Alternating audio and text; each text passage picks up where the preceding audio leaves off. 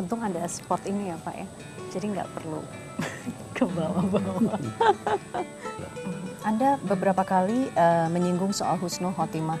Kepemimpinan nasional juga harus diakhiri dengan husnul khotimah. Tapi kan ada beberapa bagian dari sejarah yang memang tidak bisa diatur begitu ya. Kenapa semuanya harus istilahnya dipaksakan untuk husnul khotimah, untuk katakanlah peralihan antar presiden gitu?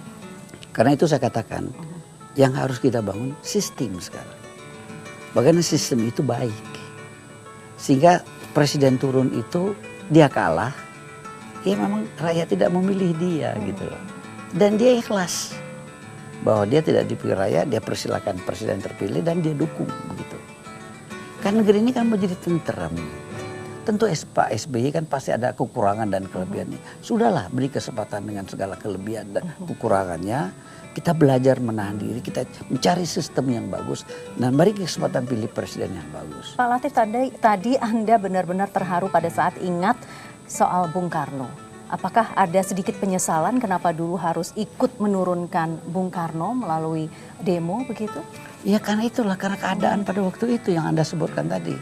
Ini keadaan terciptakan karena kita tidak punya sistem penggantian presiden yang baik, pemilihan umum yang baik, mengatur negara yang baik. Apalagi sekarang musim korupsi begini, macam-macam. Jadi repot kan.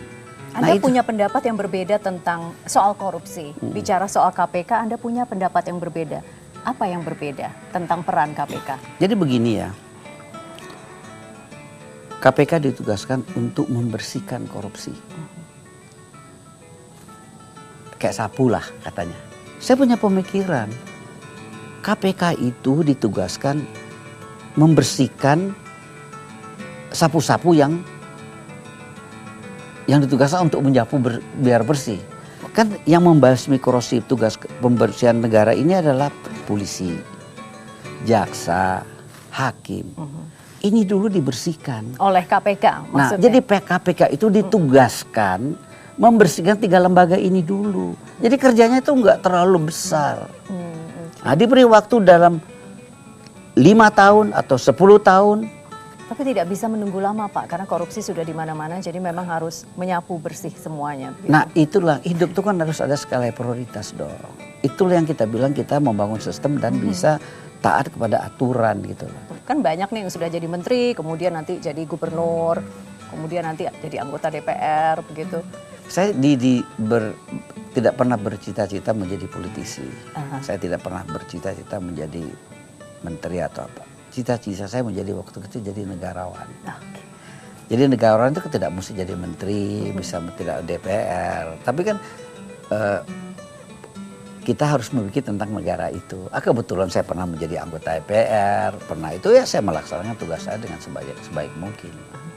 Kalau melihat kondisi sekarang Pak Latif dengan berbagai TV yang bermunculan, peran media juga semakin besar. Apakah Anda rindu untuk kembali berbisnis di media? Sejak LaTV begitu ya? Itu LaTV itu accident itu. Kecelakaan bagaimana LaTV? Jadi pada waktu itu ada teman-teman bilang, TV itu bagus dan cocok buat you gitu loh. Saya urus, dapat izin, saya mulai gitu loh. Muncullah LaTV ya? Kemudian ya kurang pas. Jadi memang saya harus kembali ke retail business. Kurang pasnya di mana Pak Latif? Kalau bisa kita belajar dari pengalaman Bapak. Saya orang service industry yang berbentuk retail, hotel, gitulah. Kemudian agro industry, gitu lah. Jadi saya nggak bisa bekerja yang kejar tayang gitu. Lalu harus interview ini anak-anak saya lihat begitu ya. Nggak tega lihat karyawan saya begitu. Gitu. Banyak yang bilang Anda begitu awet muda, padahal umur Anda sekarang 73 begitu ya. Apa rahasianya Pak Latif? Rahasianya istrinya muda. Oh, oke, susah. Susah loh, tidak setiap orang bisa punya istri yang 35 tahun lebih muda begitu kan susah. Hidup itu, kan hidup itu jangan dibikin sulit kan, dibikin gampang. Hidup itu apa yang kau pikirkan, apa yang kau kerjakan, dan apa yang kau makan.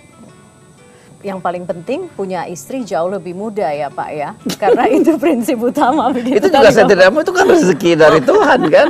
Tuhan jodohkan saya ketemu, ya kita menikah gitu loh. Mungkin Ada sunnah Rasul. hubungannya antara Manggis ini bagaimana ya Nah, Pak ya? yang saya katakan tadi mengenai Manggis, itu ada cerita lucu. Kenapa Manggis ya? Saya ini kan seorang nasionalis. Saya sangat nasionalis. Saya bahagia dilahirkan dari keluarga yang sangat republik pada waktu itu ya. Karena ibu saya aktivis ketua Asia, tinggal di Aceh. Aceh itu perjuangan dan sangat anti Belanda. Di rumah kita nggak boleh bahasa Belanda, cuma bahasa Indonesia, begitu, yang baik gitu loh. Diajarkan begitu. Dan setiap tanggal 17 saya di muka ibu saya harus bernyanyi 2 lagu, yaitu Indonesia Raya sama Berkibarlah Benderaku. Lucu itu. Okay. Jadi itu dididik begitu, mencinta tanah air. Ya. Jadi bisnis saya itu industri yang memberikan kesempatan kerja kepada rakyat. Banyak handicraft, batik, all itu. Nah, karena saya kan punya tanah ini, saya mau bikin apa gitu kan, saya mau nanam apa. Akhirnya kesimpulkan, udah saya nanam manggis, buah nasional gitu kan.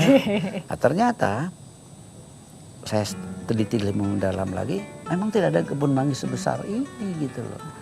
Paling tinggi orang 20-30 hektar gitu. Tapi kebanyakan ada dari keluarga. Iya, biasanya perkebunan rakyat ya.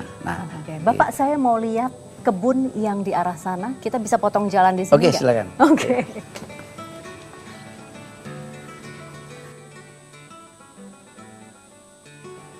Ini 200 kali.